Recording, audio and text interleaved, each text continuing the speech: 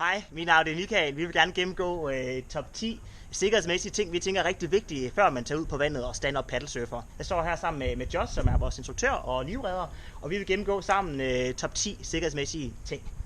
Hi, my name's Josh. I'm a surf instructor and lifeguard, so I know the importance of safety on the water. So before we head out on the water, it's very important to check the weather.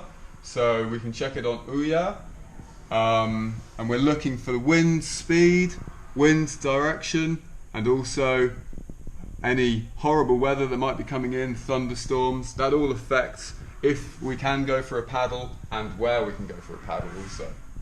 You can also check on other websites which exist to get a good overview of the weather throughout the day and the following days.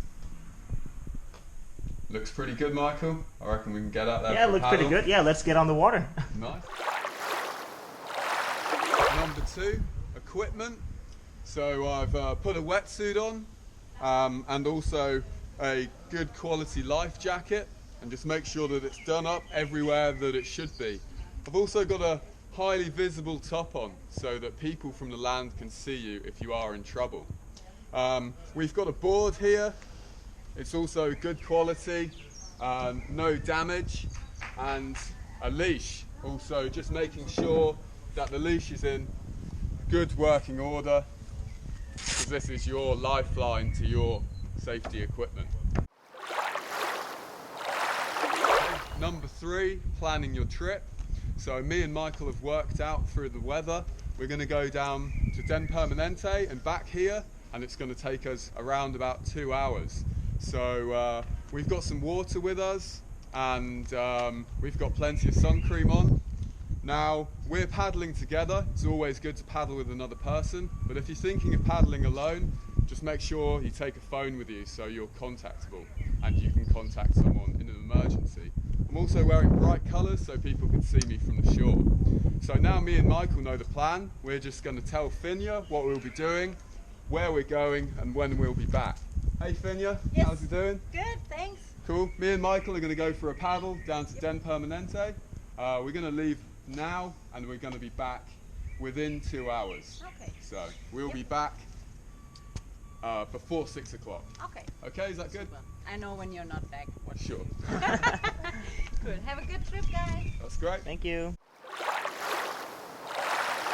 Number 4, rules and regulations.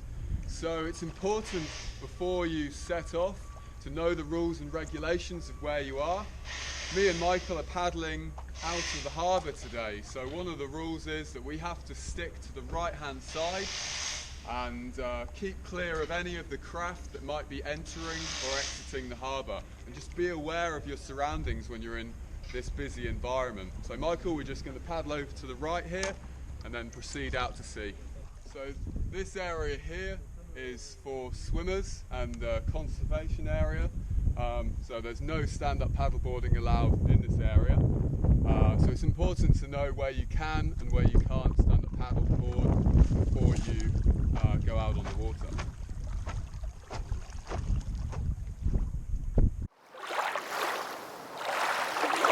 Number 5, paddling into the wind. So the wind's picked up and I'm heading back to shore, but I'm finding it quite difficult. So I'm just going to shift my position. I'm going to lower myself down and also bring my hands down lower on the paddle, so I'm in a bit more of a streamlined position. And if I'm still struggling like this, I'll go down to my knees, where I'm in a very stable position, and I will continue paddling, again with my hands lower down the paddle. If I'm still struggling to go upwind, I've got one more technique.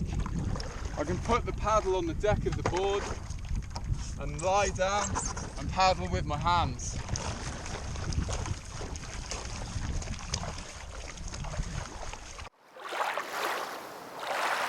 Number 6, stay with your equipment. So if you fall off your board, it's really important that you stay attached So you're attached to this board by your leash. Now to get back on the board, you want to place the paddle over like that and make sure that you're in the center, so near the handle. From there, you can come onto your stomach like that, just like a seal, and spin round so you're in a good position before coming back up to your knees, or just stay in this position to paddle. So it's important that you stay with this. If you lose your paddle, your board is more important. Try and get back to your board and collect your paddle, but if you can't collect your paddle, just stay with your board. And number 7, be aware of your capabilities. So me and Michael have come for a paddle today on these boards, which we feel comfortable on and in conditions that they are suitable for. So me and Michael are going to paddle down to Den Permanente and back within 2 hours. Now that's realistic. We don't want to go paddling downwind because it's a lot harder to come back up. So we just want to be aware of how the wind is and the conditions throughout our paddle. It is also very important to consider offshore winds. Where me and Michael are here, nice and close to shore, it feels very protected, very calm. But if you paddle 50 meters further out to sea, the wind is quite strong. And it looks like from the beach that it's quite calm and it looks suitable for paddling. So be very, very aware of offshore winds and how dangerous they can be. Number 9, falling off technique. We want to make sure that we protect ourselves from our board and our paddle and other people's equipment when we fall into the water. So it's important to protect your head.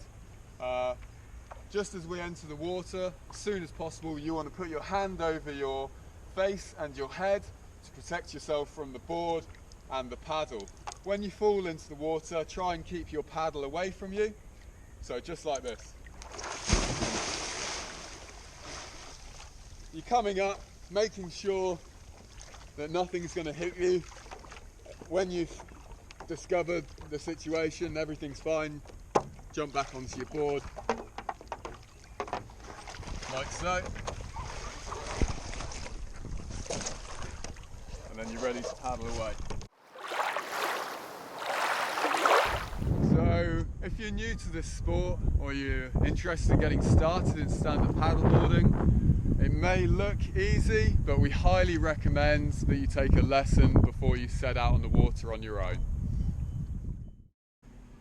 So these are the top 10 points you need to follow before you go out on the water. So number 1, check the weather forecast. Number 2, check your equipment. Number 3, plan your trip. Number 4, know the rules and regulations. Number 5, know how to paddle against the wind. Number 6, staying with your equipment. Number 7, knowing your limits. Number 8, be aware of offshore winds. Number 9, know how to fall off your board. And number 10, if you're in doubt, take a lesson at a certified SUP centre. It's a good idea just to take a photo of this checklist so you can look at it before you plan your trip or go out on the water.